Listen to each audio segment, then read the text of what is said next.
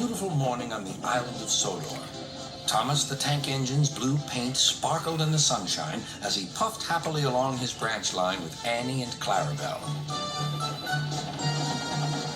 He was feeling very pleased with himself.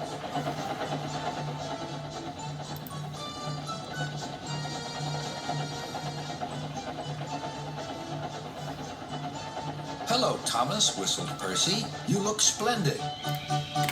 "Yes, indeed," boasted Thomas. "Blue is the only proper color for an engine."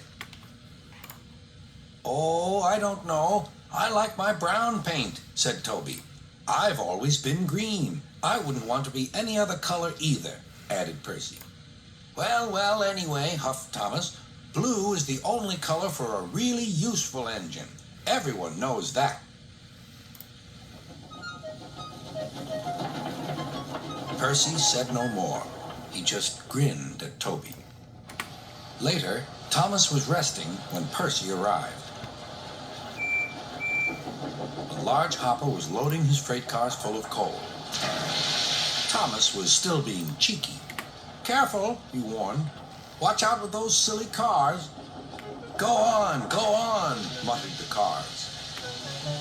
"And by the way," went on Thomas, "those buffers don't look very safe to me." The last load poured down. "Help, help," cried Thomas. "Get me out." Percy was worried, but he couldn't help laughing. Thomas's smart blue paint was covered in coal dust from smokebox to bunker.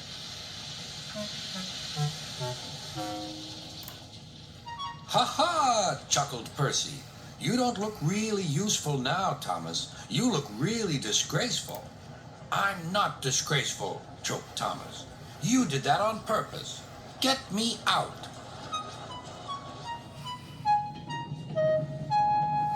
It took so long to clean Thomas that he wasn't in time for his next train.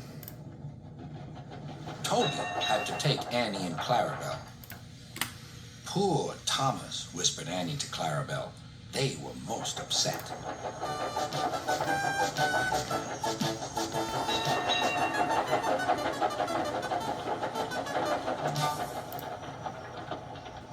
Thomas was grumpy in the shed that night. Toby thought it a great joke, but Percy was cross with Thomas for thinking he had made his paint dirty on purpose. Fancy a really useful blue engine like Thomas becoming a disgrace to Sir Topham Hatt's railway. Next day, Thomas was feeling more cheerful as he watched Percy bring his cars from the junction. The cars were heavy and Percy was tired.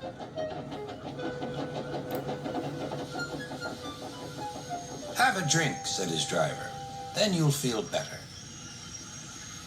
The water column stood at the end of the siding with the unsafe buffers. Suddenly, Percy found that he couldn't stop. The buffers didn't stop him either. "Oh!" wailed Percy. "Help!" The buffers were broken, and Percy was wheel-deep in coal. It was time for Thomas to leave. He had seen everything. "Now Percy has learned his lesson, too," he chuckled to himself.